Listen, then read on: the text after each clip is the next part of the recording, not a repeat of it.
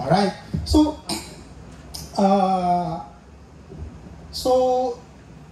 the presentations prior about Iloilo really very impressed. I'm very I think I've been to 42 provinces, no? Alam ni Ron yan, to-work ko siya before with our company and Praxis. Iloilo talaga is one of the best, one of the trailblazer. Maybe you should give yourselves a round of applause, no? Really, I think this should be replicated in the rest of the country. And so let me share this presentation. All right.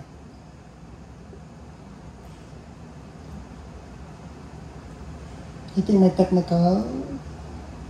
Yeah, I think okay lang. Okay, sige. So, Iloilo City planned city extension. So, let me go through this slide. Hopefully, this will help us in the visioning later.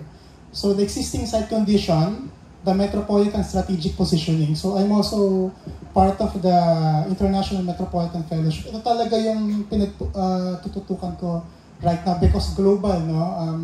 I recently presented in the Philippine Institute, the PIP National Convention last week. So I was in Dumaguete, and with my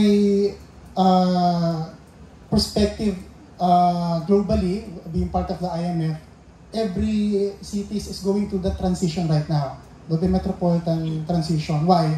It's not enough for cities, no, yung solution. We will need to work with other cities. Because of the expanding population, the infrastructure that we need to put together. I will detail that further. And then in framework, and then my some framework or some visioning that we can consider for the site. And then yung direction ako, phase 1, para mabilis tayo, we can develop it later. Existing condition. So, yan. I was telling si Ron kanina, we were there yesterday. Sabi ko, parang gusto ko na magbakasyon dito, gusto ko nang mag-relocate dito, no?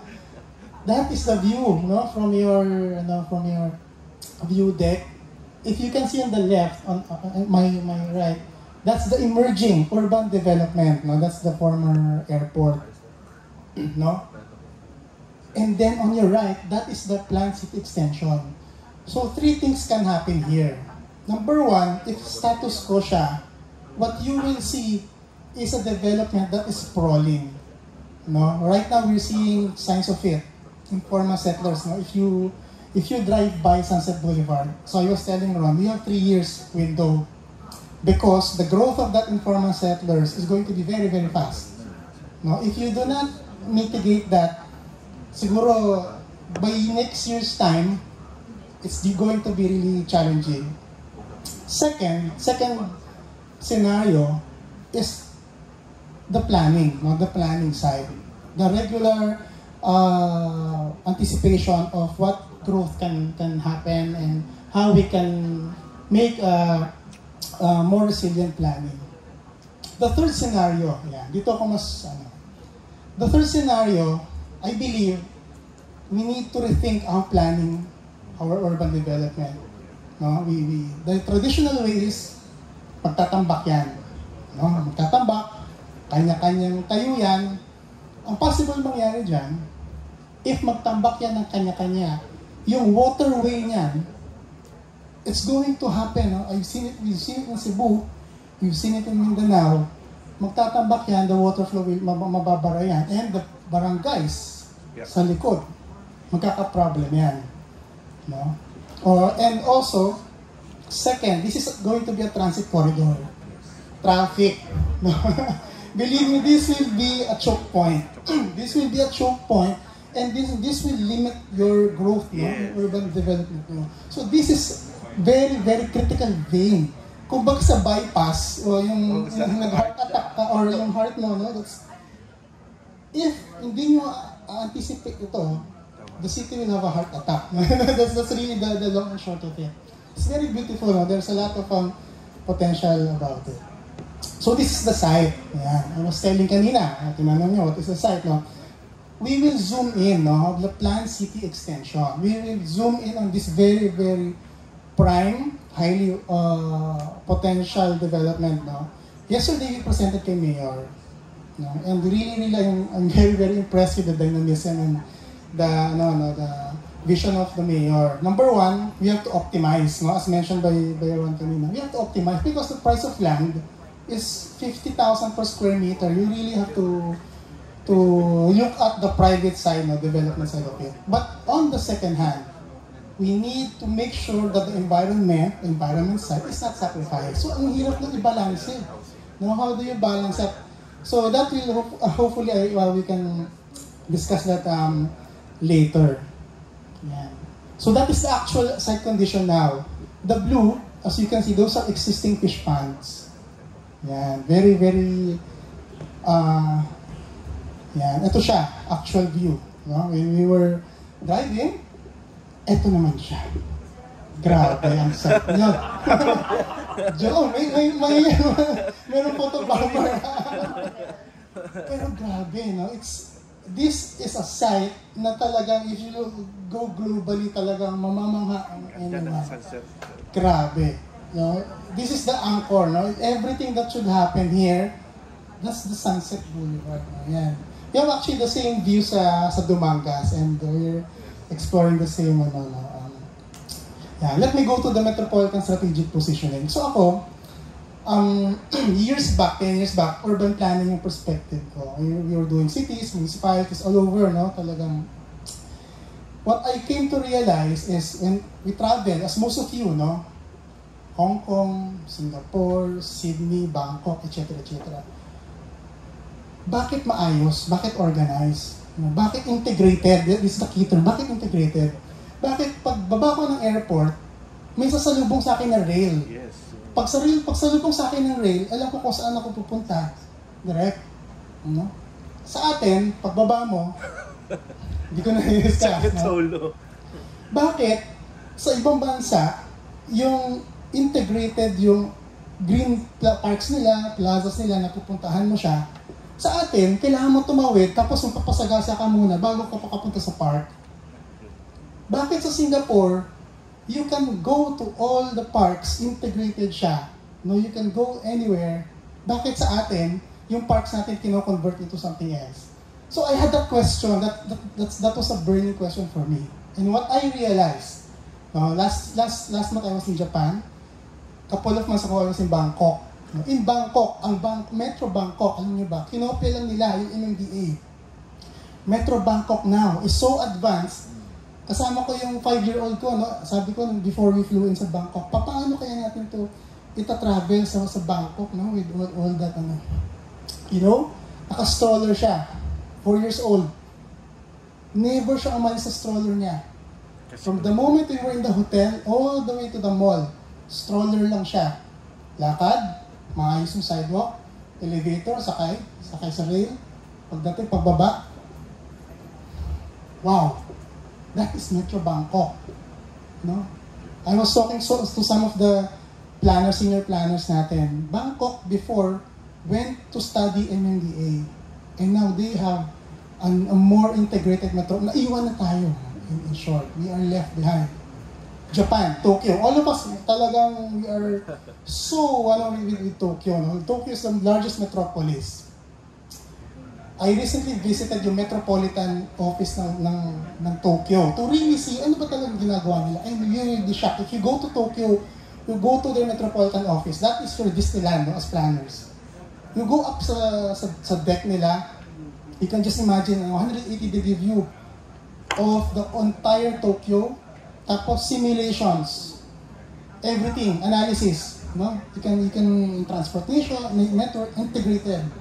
Singapore Urban Redevelopment Authority, URA. That is my another Disneyland sa Singapore.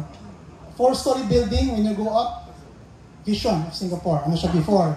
No? It was farm marshland, really undeveloped. Then you go down, history niya, and then third, yung sa second level, you can see the water, paano yung nag-work, no? Yung super trees, can capture yung waste nila, and then yung iniinom na tubig natin doon minsan, that's coming from the urine. Tapos yung iba kinakain natin doon, galing yun sa, no? Nowhere. So that is what Singapore is able to do. So I would like to highlight the metropolitan strategic positioning. So this is the metro plan of Iloilo that was shown later. No, zooming in, ito yung site natin. That is the 400 hectares that I will show you later. What is critical sa metropolitan positioning where you're working with other LGUs is the blue corridor, green corridor, gray corridor. Yan, hindi pwedeng maghihiwalay yan. That is a tapestry. No? That is a weave. No? These are three corridors na hindi mo siya pwedeng pag-usapan in a city level. These are three corridors where all of the cities, municipalities, will need to work together. No? The blue corridor, number one. Imagine coming from the top. The blue corridor is the river basin, the creeks that comes from above. Hindi pwedeng tatayuan ng subdivision yan. No? That's the watershed approach, no? The blue corridor. The green corridor, the mangroves. No? That is an ecosystem. Ang daming birds. No? May migratory birds here. It's an ecosystem for them. It's where they live. So in itself, it's an ecosystem.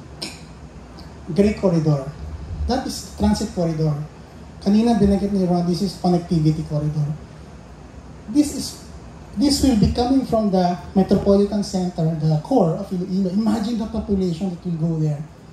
No? So that is critical. Traffic, that is sa akin kasi, I'm trying to understand yung challenges of Metro Manila. And we don't want to replicate it. So my hope in my lifetime, we have 10 metropolitan areas in the Philippines, and I was talking to Ron before, let's do Metro Iloilo, let's see how we can integrate. Zooming in. This is the site. So if you look at the three corridors, no, the blue corridor, yan, dapat mag-flow yan. The worst thing that can happen here, tatambakan yan, you know what happened? What will happen? Tapos wala yung culvert that yung sa Sunset Boulevard, very key yan, no? Yung dapat talabas. Really from the top, dapat suwabe. You already have a problem nga here. Dapat suwabe. That's the blue corridor. The green corridor, the mangroves. No? That is something we need to protect, as mentioned kanina. And then the gray corridor, that's the Sunset Boulevard. Now, those three are very, very important. Let me just give you context. No? Sabi ko kay Mayor, the size of your TCE is 4 times the size of Makati CBD. Makati CBD is 100 hectares. I was part of the Makati, when they were doing the plan. Imagine, your process is 400 hectares. Na-built up na yung 200 hectares, so it's a given. But if you look at it, this is 100 hectares. The scale of that is the size of Makati CBD, which 50 years ago was like this. Marsh, fish pond. Familiar? And now, it's like this.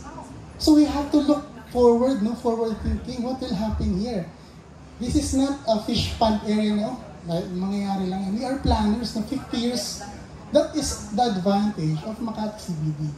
They were able to plan. And I think this is the first TCE. This is the first PUD. You're really understanding it. No? The power of the PUD, planned unit development. You have control, you dictate sustainably. And that was what Makati was able to do 50 years ago. You are now in a position to do that here in your TCE. So that's 100 hectares. Now 50 years, yan, 100 hectares. So framework. So let me go here now. The blue-green carbon approach to development. So we were discussing this with Mayor yesterday. She wants optimal, but of course that optimal needs to highlight the preservation of our environment.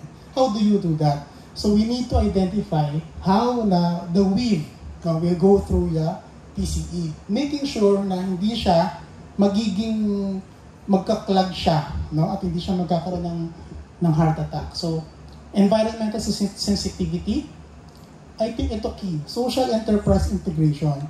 We have to make the site valuable to the people. One of the primary goals ni Mayor is relocation sites. Develop housing, really affordable housing, critical yan. And I think this site also has a potential for tourism-driven development. So she was saying late, yesterday, oh, paddle boarding dun sa site is very, very conducive, no? And we've seen yesterday, halos nakapila na yung mga nandoon, sabi na nagpipiknik, no? Sabi ko, the market is already giving a signal. Now, when the market is giving a signal, that means it's far advanced. Baka yung 3-year window that I told you earlier, baka that's 1 year. Especially with the coming election 2028. Okay. So I coined the term, no? This is of course subject for aquapolis. Meron na kami agropolis na dinidevelop sa Mindanao. I think this has a potential, no? How we can develop mga existing fish pond and coastal areas, no? Sa Philippines. A nature-based approach to development. No? Veer away from yung traditional na tambak, veer away for kanya-kanya. This has to be integrated. That is the key. Okay, let me go quickly. District framework. So, this is very preliminary, but given the size of the area, so we see 4 potential sub-districts. No? Of course, you have the Gateway District that connects to the Mega World development. So when you coming from the convention center, maghahanap ko saan ka susunod na pupunta. No? This area, when you come into the Sunset Boulevard, it gives you a sneak peek of what Iloilo in the future can become. So that's why it's a gateway. When it's a gateway, ano ibig sabihin ng gateway? It's to be nice. It has to be beautiful. Parang makeup ng, of course, ng mga wives natin, no? The way, the first impression, no? It's very important. Dapat maganda talaga siya. The moment you come in. The Central Commercial District. This is where we address mayor's priority. No? Dapat optimal siya. No? For the property owners, for the those that are, of course, have land here, we have to, of course, recover. No? One of my findings here in Iloilo is yung lupa. No? I think yung malambot daw eh. So the cost of development is actually 2 to 3 times more expensive than the traditional. So when your cost of development is high, ibig sabihin, what you need to construct here, dapat mabawi mo siya. Which means, dapat at least mid-rise to high-rise yan. Which will put more cost on your construction. So that is factored by allocators in terms of what they will put in. And then the third, I originally was thinking on aqua town, but an aqua enterprise, no, where kasi Iloilo is known for culinary, gastronomic experience. What if i-level up natin? I was toying with the idea before, no, when we were in Bangkok. We went through along the river. Along the river, meron silang malaking barge that can house almost 100 to 200 people. Tapos they have a culinary experience. The whole, you name it, the spice, etc. Going through that river, you can see the temples of Bangkok. No? Tapos pagdating sa dulo, stop muna yung barge, then party. I was toying with that idea. And then I realized this is not a river, it's an estuary. So we might need to look into yung capacity or what is doable. But I think regardless, that is a tourism highway. If you look at it, that river, that estuary, will already look into, in advance, yung potential traffic sa lupa. The mistake in Metro Manila is we didn't look at it that way. Before kasi, the mindset is, dapat yung river nasa likod. Siya yung septic tank. Tapos nakaharap tayo sa kalsada. That now is changing. Imagine the mind shift, no? The river is the front. So maganda, nauna na kayo, you already have that mindset. And then the fourth, that's the residences. So of course, with the issues mandate on affordable housing, no? The advantage of that is government land. The challenge there is still a landfill. So you need a certain time, no? I think may duration yan, before the methane, no, mag-subside yan. So, the idea is, while nagsasubside yung methane, nagpaplano na tayo. No? Paano natin i-develop yung affordable housing. Yeah. So, you have the pedestrian shed. The pedestrian shed is a 500-meter radius, no, where you can walk. So, in a good day, no, I walk longer, but on typical 500 meters. So these are 500 meter na pedestrian sheds. Keeping into mind the corridors, no. So if you overlay all of these things, you really come up with an idea of how you can strategically develop each of the pedestrian sheds. Okay, I jump into this this is just something to consider and something that can maybe validate with your vision later. UN Habitat released this, I think 5 years ago, even before the pandemic. I don't know if you've seen this. They are now piloting this in South Korea because they are anticipating the sea level rise. So doon na papunta yung development ng cities. No? We are, when we were doing our first municipality, no, somewhere in Bulacan, yeah, even yung ibang, that's what we realize. Yung development natin should not just be land-based. We need to look at the aqua, the water-based, anchor it on water. So this is unveiled by UN Habitat. They're working on prototype, no, floating. Yan yung vision, no. This is really long anticipation of climate change. Yan. Hindi tayo lumayo. There are already floating cities, no. There are already floating cities. This is in Europe, no. But let me show more. Yan, ito Netherlands. So what they did is talagang water-centric, no? They made sure na kung saan nag-flow yung water, it became a transport and it became a drainage. Ano ba yung time ko? France. Yan. So that's the advantage of planning in advance. Venice. Oh, ngayong lumayo. Yesterday we were with RD. No? She was very, very proud of this, the project in Surigao, no, with the Bajau. It's a floating city that respects the culture of the Bajau, the boating community. But at the same time, it's resilient because of how it's,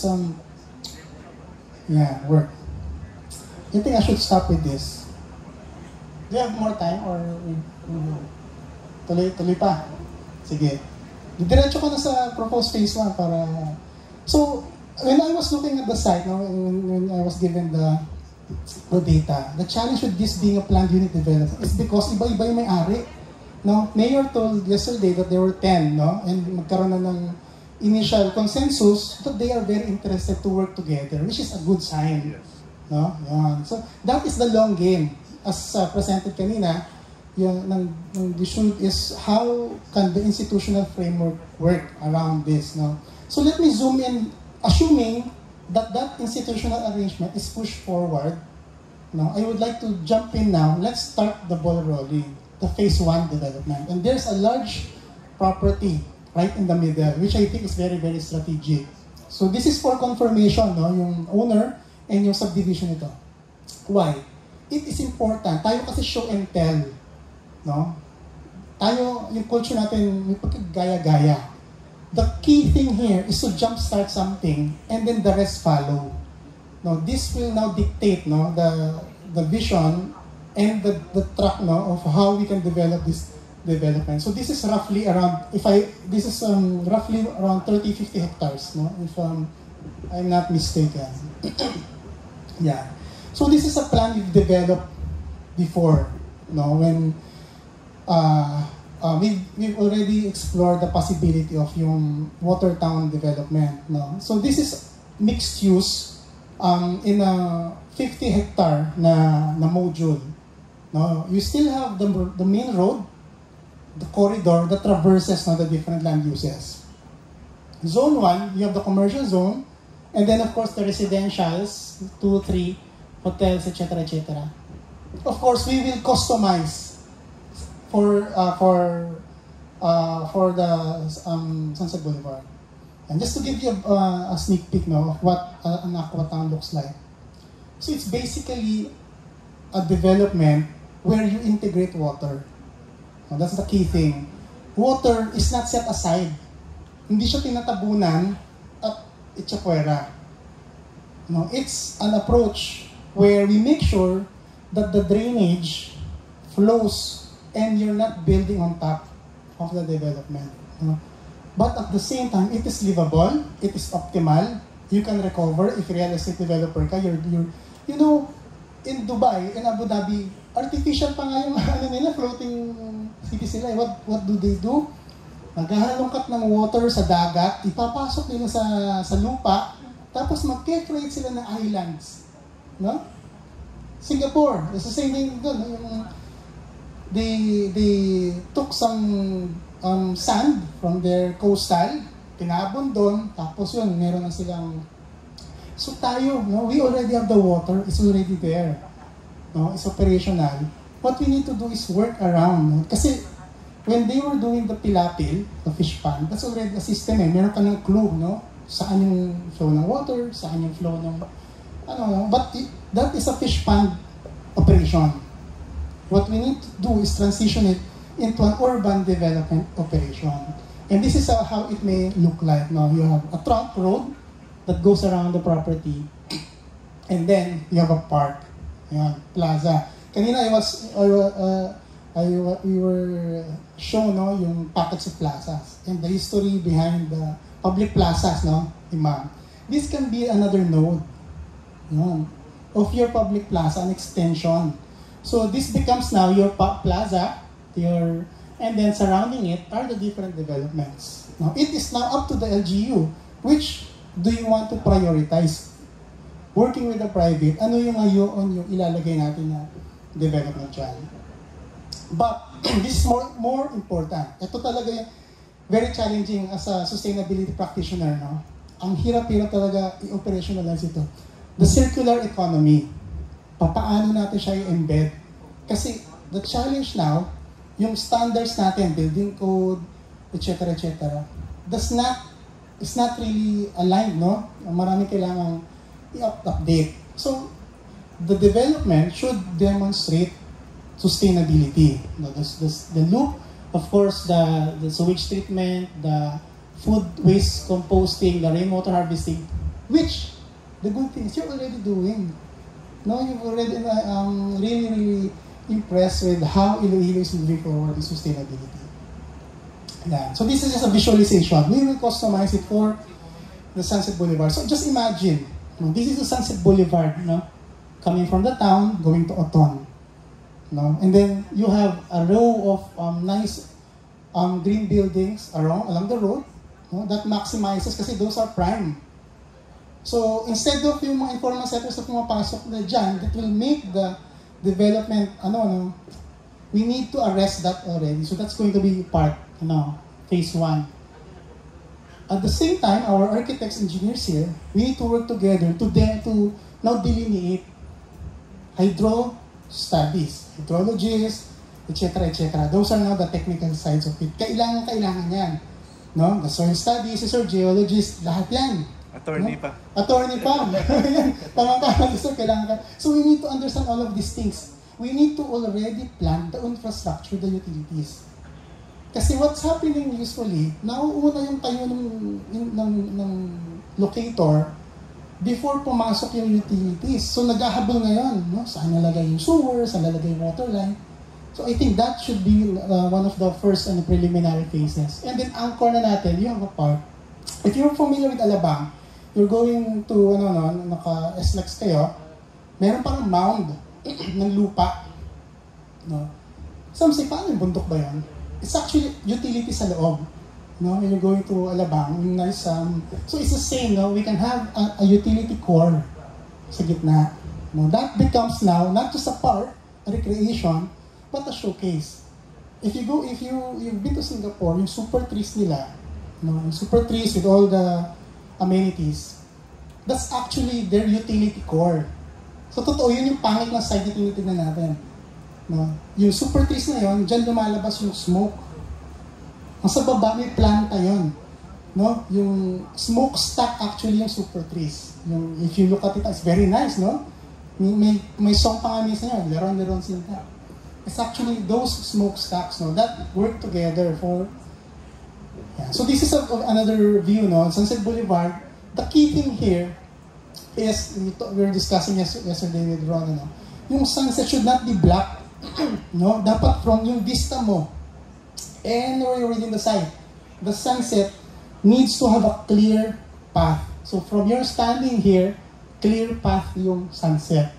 When you're standing here, clear path siya. Yeah. Another view, no? Sunset Boulevard, the gateway. Ito very critical, very important. This will dictate, no, whoever will design this building, itong kanto na yan. No, that should be a precursor of a green building, no? That should highlight the showcase, no? Re-replicate na lang siya sa iba-ibang lugar. Critical components, the housing. Na, that should be part of all the districts, no? All of the, na, hindi lang siya nakalagay sa isang district.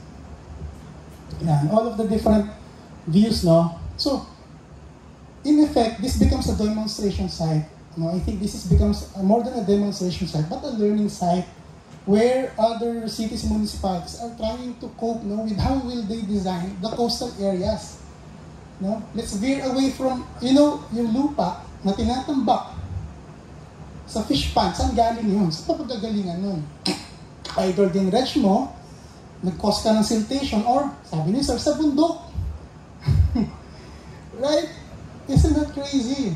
We are killing the water to, hitting two birds with one stone tayo eh. We are killing the water body, at the same time, we are killing the mountains. Might as well kill ourselves. I'm sorry to say, no, but that is the trend. That is where we are going. No?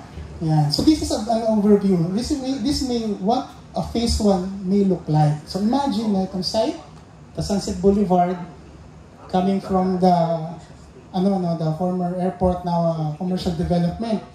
Yeah.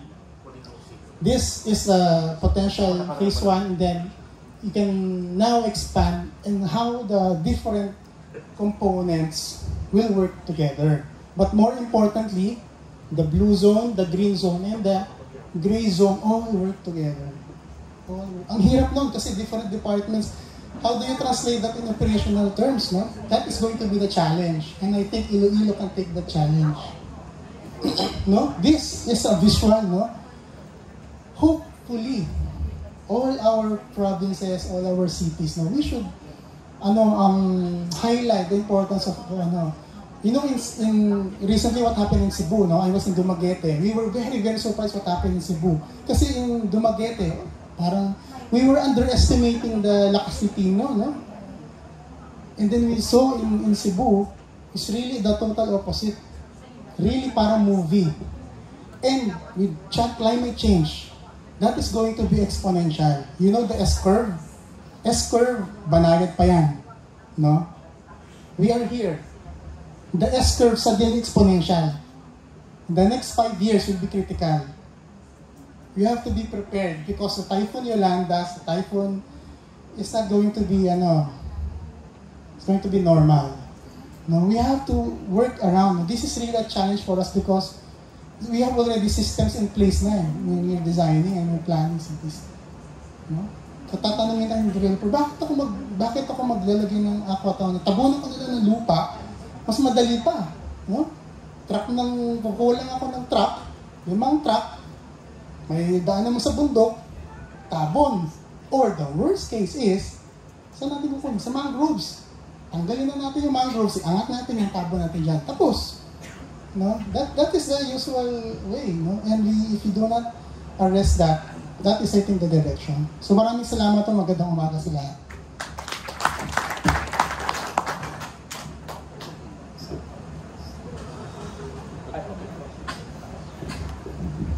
Okay, thank you so much, Architect Mark, for the